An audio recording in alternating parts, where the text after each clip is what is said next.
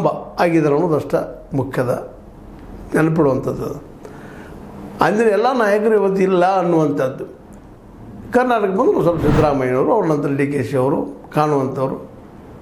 ಇಡೀ ರಾಷ್ಟ್ರದ ಮಟ್ಟದಲ್ಲಿ ಅಂತ ಹೇಳ್ಕೊಳ್ಳುವಂಥ ನಾಯಕರು ಇವತ್ತು ಇಲ್ಲ ಕಾಂಗ್ರೆಸ್ನಲ್ಲಿ ಅನ್ನೋದು ಇಲ್ಲಿ ಗಮನಿಸಬೇಕಾಗಿದೆ. ಮತಗಳ್ತನ ನಿಜವಾಗಿ ಇದು ಆಗಬಾರ್ದು, ಆಗ್ಲಿಗತ್ತದ. ಯಾವುದೇ ಕಾಲಕ್ಕಾದರೂ ಬಲಾಢ್ಯ ಗೆಲ್ತಾ ಇರ್ತಾನೆ, ಗೊತ್ತದೆ. ಈಗಾಗಲೇ ಹಿಂದೆ ಇಂದಿರಾ ಗಾಂಧಿ ಅವರಿದ್ದಾಗ ಹಾಗೂ ಬ್ಯಾಲೆಟ್ ಪೇಪರ್ ತುಳುಗಾಗೋದು ಮಾಡೋದು ಎಲ್ಲ ನಡೀತಾ ಇದ್ವ. ಸ್ವತಂತ್ರವಾದ ಮೀಡಿಯಾಗೆ ಬೇಕಾಗಿರುವುದು ಸ್ವತಂತ್ರ ಧ್ವನಿ.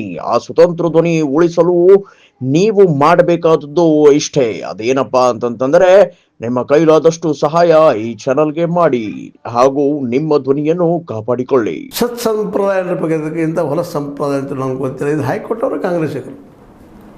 ಇವತ್ತು ಅದೇ ಒಂದು ಹೊಡೆತಕ್ಕೆ ತಾವು ಸಿಕ್ಕೊಳ್ತಾ ಇದ್ದಾರೆ.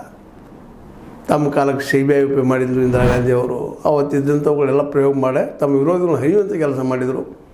ಇವತ್ತು ಆ ಕೆಲಸ ಮೋದಿಜಿಯವರ BJP ಮಾಡಲಿಕ್ಕೆ ಏನು ಸುಳ್ಳಲ್ಲ.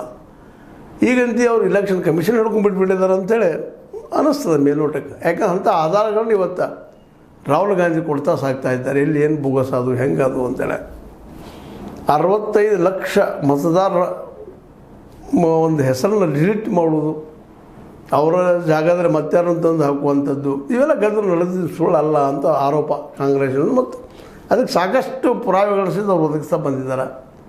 ಹೀಗಾಗಿ ಒಂದು ರೀತಿಯಿಂದ ಏನಪ್ಪ, ಸರ್ಕಾರ ಇಂಬ್ಯಾಲೆನ್ಸ್ ಆಗಿ ತನ್ನ ಕೈಯಲ್ಲಿ ಇಲೆಕ್ಷನ್ ಕಮಿಷನ್ ತೊಗೊಂಡು ಇಲೆಕ್ಷನ್ ಮಾಡೋದ್ರಿಂದ ಮಾಡ್ತಾ ನಡೆಯೋದ್ರಿಂದಾಗಿ ಸಹಜವಾಗಿ ಇದರ ಪ್ರಭಾವದಿಂದ ಇವತ್ತು ಉಳಿತಾ